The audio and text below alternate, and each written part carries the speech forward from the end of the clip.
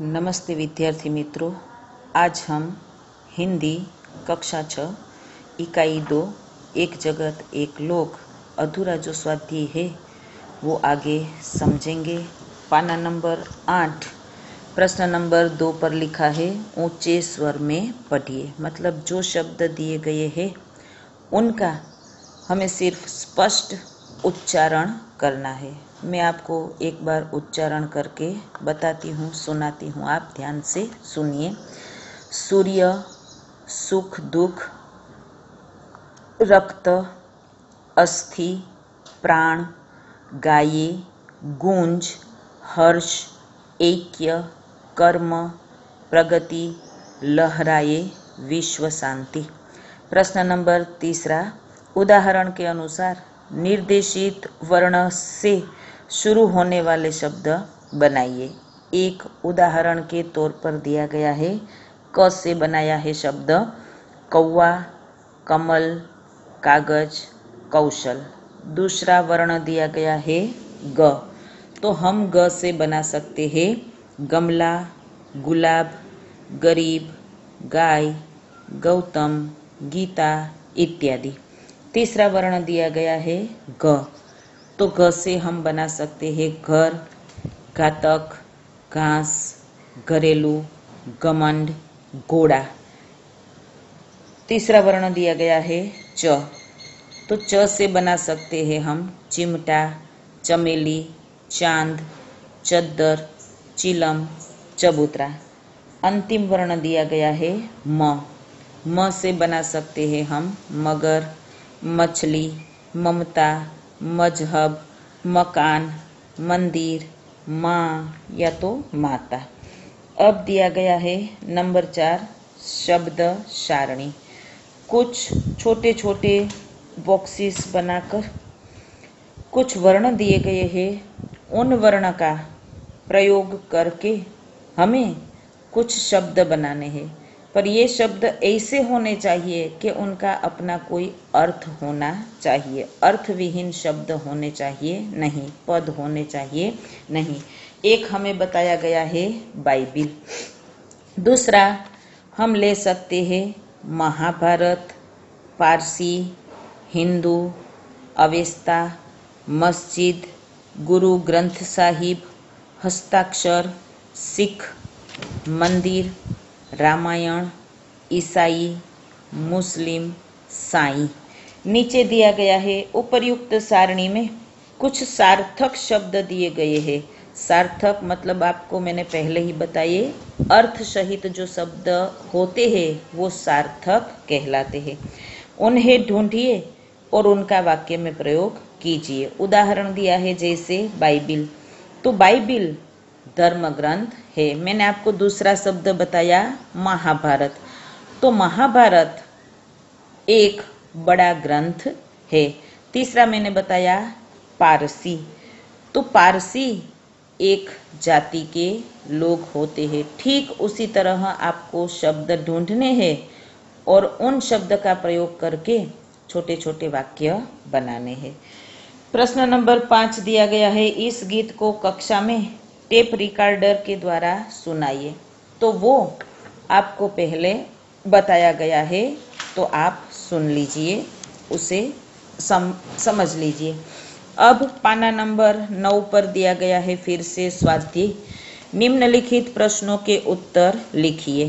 प्रश्न नंबर 1 है इस काव्य में प्रकृति के कौन कौन से तत्व है।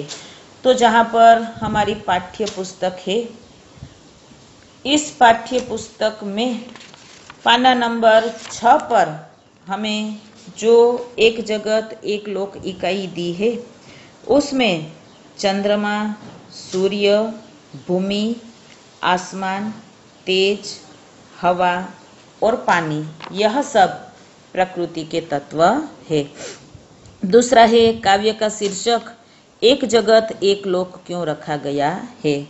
तो प्रकृति के तत्व की जो बात की है वो हम सब के लिए एक ही है और इसी एक प्रकृति के तत्व से बने हम सब उनकी संतान है। तो यहाँ पर काव्य का शीर्षक एक जगत एक लोक रखा गया है, क्योंकि प्रकृति के जो भी तत्व बताए गए हैं, तेज, हवा, पानी, धरती, आकाश, तो ये सब हमारे लिए क्या है, एक ही है और हम सब उनका प्रयोग करते हैं। प्रश्न नंबर 3, आप इस काव्य को और कौन कौन से शीर्षक देना चाहेंगे? तो यहाँ पर कवि ने जो शीर्षक दिया है वो कौन सा है? तो एक जगत एक लोक। हम और कौन कौन सा शीर्षक दे सकते हैं? तो मैं अपने विचार प्रकट करती हूँ आपके सामने कि मैं उसे एक और शीर्षक दे सकती हूँ, एकता का गीत। दूसरा मेरे दिमाग में आया है कि एकता का महत्व। तीसरा मेरे दिमाग में शीर्षक आया है, प्रकृति से सीखो। तो आप सब भी कुछ ऐसे छोटे छोटे शीर्षक अपनी मति का प्रयोग करके बना सकते हो, लिख सकते हो, पर इकाई का जो भाव है, भावार्थ है, वो शीर्षक में होना चाहिए।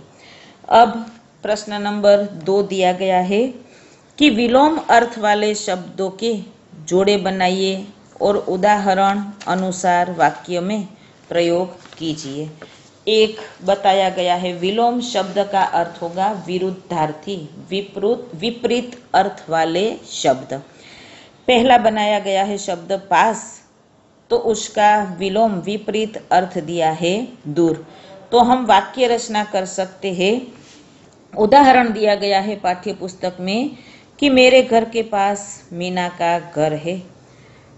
विलोम शब्द का प्रयोग करके वाक्य बनाया गया है, मीना का घर मेरे घर से दूर नहीं है। हम प्रयोग कर सकते हैं कि मेरा घर पाठशाला के पास है। दूसरा हम प्रयोग कर सकते हैं विलोम शब्द का कि मेरा घर पाठशाला से ज्यादा दूर नहीं है। तो आप भी इसी तरह छोटे छोटे वाक्य बनाना सीखिए और अपनी अपनी कॉपी में उसे लिखिए। प्रश्न नंबर 3 दिया गया है, उदाहरण के अनुसार समान प्रास वाले शब्द बनाकर लिखिए। उदाहरण दिया गया है आना जाना। यहाँ पर जो 6 शब्द दिए गए हैं उसकी हम जोड़ बनाएंगे। सुनकर तो उसके सामने लिखेंगे पढ़कर, मेहरबान तो बागबान, सेठानी तो जेठानी। प्रश्न नंबर 4, निम्नलिखित भाव दर्शाने वाली काव्य पंक्तियां लिखिए।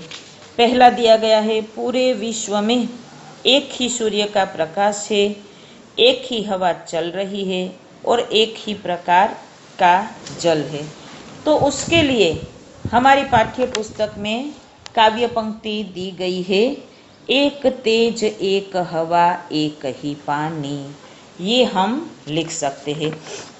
दूसरा है, समता का यह गीत पूरा विश्व हमेशा गा रहा है। तो पाना नंबर 7 पर दिया गया है, घर घर में गूंज रहा निश दिन यह मधुर गान। समता और ममता का जो यह गीत है वो आज घर घर में गूंज रहा है। अब पाना नंबर 10 पर देखिए, प्रश्न नंबर 5 दिया गया है कि समानार्थी शब्द ढूंढकर घेरा बनाइए और लिखिए। समानार्थी मतलब समान अर्थ दर्शित करने वाले शब्द। यहाँ पर जो छोटा सा कोष्टक दिया गया है उनमें से हमें कुछ शब्द दिए गए हैं, 5 शब्द दिए गए हैं और उनका समानार्थी शब्द हमें यह कोष्टक से ढूंढना है, जो पेज नंबर 10 पर, पाना नंबर 10 पर दिया गया है। पहला है लोक, तो उसका जो जवाब है, उसका जो उत्तर है वो क्या हो जाएगा? तो एक तो हम दुनिया लिख सकते हैं और दूसरा लिख सकते हैं विश्व। दूसरा बताया गया है मान, तो उसके लिए हम शब्द बना सकते हैं समान अर्थ वाले, एक तो प्रतिष्ठा और एक हम शब्द बना सकते हैं सम्मान। तीसरा दिया गया है निशान, तो निशान के लिए हम दो शब्द कोष्टक से ढूंढ सकते हैं। एक तो दिया गया है चिन्ह, उसका अर्थ होगा निशान, और दूसरा जो दिया गया है वो है हमारे लिए संज्ञा, उसका अर्थ भी क्या होगा? निशान। अब दिया गया है हाथ, तो उसके लिए हम दो शब्द समान अर्थ वाले बना सकते हैं। एक तो दिया गया है अंत में हस्त, और दूसरा दिया गया है पानी। तो ये दोनों शब्द, ये हाथ मतलब हस्त के लिए समान अर्थ वाले बन गए। पांचवा शब्द दिया गया है अंबर, तो उसके लिए हम दो शब्द लिख सकते हैं। एक तो दिया गया है गगन, गगन का अर्थ भी क्या होगा? अंबर, और दूसरा दिया गया है नभ, नभ यानी आकाश, अंबर। अब प्रश्न नंबर 6 दिया गया है कि प्रश्न नंबर 5 में आपने जो दो समानार्थी शब्द ढूंढे हैं उनका वाक्य में प्रयोग कीजिए। उदाहरण दिया गया है हाथ, उसका अर्थ दिया गया है पानी। तो हाथ के लिए पानी शब्द जो दिया गया है तो हम उनका वाक्य में प्रयोग कर सकते हैं कि कभी कभी जहाँ पर पियाऊ मतलब पानी पीने का स्थल होता है वहाँ पर कभी कभी हमें गिलास दिखाई देता नहीं है, तो कुछ लोग अपनी तरस छिपाने के लिए पानी का उपयोग करते हैं, मतलब हाथ का, हस्त का उपयोग करते हैं। दूसरा प्रश्न नंबर 7, नीचे दिए हुए चौरस में से उदाहरण के अनुसार संज्ञा शब्द बनाइए और उनका वाक्य में प्रयोग कीजिए। पहला दिया गया है जैसे फूल, तो वाक्य में प्रयोग किया गया है यह फूल सुंदर है। दूसरा हम लिख सकते हैं कमल, तो कमल तालाब में खिलता है। तीसरा शब्द हम ले सकते हैं सागर, तो सागर विशाल होता है। चौथा शब्द हम लिख सकते हैं या तो बना सकते हैं जैसे यहाँ पर मालती, तो मालती एक संज्ञा है या तो मालती एक नाम है। और एक शब्द हम बना सकते हैं आरती, तो मंदिरों में सुबह शाम आरती होती है। तीसरा शब्द आगे मतलब एक शब्द हम बना सकते हैं हिमालय, तो हिमालय सबसे ऊंचा पर्वत है। आगे हम एक और शब्द भी बना सकते हैं रंग, तो कुछ लोग रंग होते हैं, रंग का अर्थ मैं आपको बता देती हूँ, गरीब होता है, तो कुछ लोग रंग होते हैं। तो विद्यार्थी मित्रों, यहाँ पर हमारा जो स्वाध्याय है वो समाप्त होता है। धन्यवाद। आप अपनी कॉपी में, अपनी नोटबुक में यह स्वाध्याय पूरा कर लीजिए। धन्यवाद। अस्तु।